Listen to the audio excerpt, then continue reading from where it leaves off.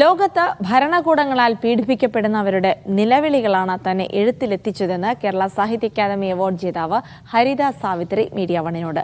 തുടർച്ചയായി 2ാം വർഷവും അക്കാദമി പുരസ്കാരം ലഭിച്ചതിന്റെ സന്തോഷത്തിലാണ് ഹരിത. കൊല്ലം കരുനാഗപ്പള്ളി സ്വദേശിയായ ഹരിത സാവിത്രി ഇപ്പോൾ സ്പെയിനിലെ ബാഴ്സലോണയിലാണ് താമസം. 6 വർഷങ്ങൾക്ക് മുൻപ് മാത്രം തനിക്ക് എഴുതാൻ കഴിയുമെന്ന് തിരിച്ചറിഞ്ഞ ഒരു വീട്ടമ്മയ്ക്ക് സാഹിത്യ അക്കാദമി അവാർഡ് പോലെയുള്ള ഒരു പുരസ്കാരം ലഭിക്കുമ്പോൾ എത്രമാത്രം എക്സൈറ്റ്മെന്റ് ഉണ്ടാകുമെന്ന് ഞാൻ പറഞ്ഞു തരേണ്ട കാര്യമില്ലല്ലോ. അടുത്തിടെ മാത്രം എഴുത്തു തുടങ്ങിയ ഹരിതയ്ക്ക് അങ്ങനെ എഴുതാൻ ഒരു കാരണമുണ്ടായിരുന്നു. ഭരണകൂടത്തിന്റെ കാൽച്ചുവട്ടിൽ ചതഞ്ഞരഞ്ഞു പോകുന്നവരുടെ നിലവിളികൾ മൂർച്ചയുള്ള വാക്കുകളായി അവരുടെ എഴുത്തുകളിൽ നിറഞ്ഞു.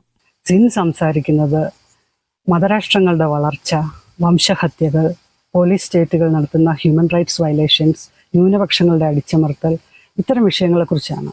ഇന്നത്തെ സാഹചര്യത്തിൽ ഇന്ത്യയിൽ ഇത്തരം വിഷയങ്ങൾക്ക് ഇത്രമാത്രം പ്രസക്തിയുണ്ടെന്ന് നമ്മൾക്കെല്ലാവർക്കും അറിയാം. അതുകൊണ്ട് തന്നെ സിന്നിന് ലഭിച്ച ഈ പുരസ്കാരം എനിക്ക് ഒരുപാട് സംതൃപ്തി നൽകുന്നുണ്ട്. ബാഴ്സലോണയിൽ നിന്ന് തന്റെ കാമുകരെ തേടി തുർക്കിയിലെത്തിയ ഇന്ത്യൻ വിദ്യാർത്ഥി സീതയിലൂടെയാണ് സിൻ എന്ന നോവൽ സഞ്ചരിക്കുന്നത്. കുർദുകളുടെ ജീവിതാവസ്ഥയും അവരുടെ സാഹസികമായ സമരരീതികളും നോവൽ വരച്ചുകാട്ടുന്നു. എല്ലാം നോവലിസ്റ്റ് നേരിട്ടു കണ്ട ജീവിതാനുഭവങ്ങൾ. കാലദേശാതിർത്തികൾക്കും മതജാതി വിവേചനങ്ങൾക്കും അപ്പുറമുള്ള മനുഷ്യത്വമാണ് നോവലിന്റെ ആകെത്തുക. കഴിഞ്ഞ വർഷം യാത്രാവിവരണത്തിലുള്ള കേരള സാഹിത്യ അക്കാദമി പുരസ്കാരവും ഹരിത സാവിത്രിക്കായിരുന്നു. News desk, media 1.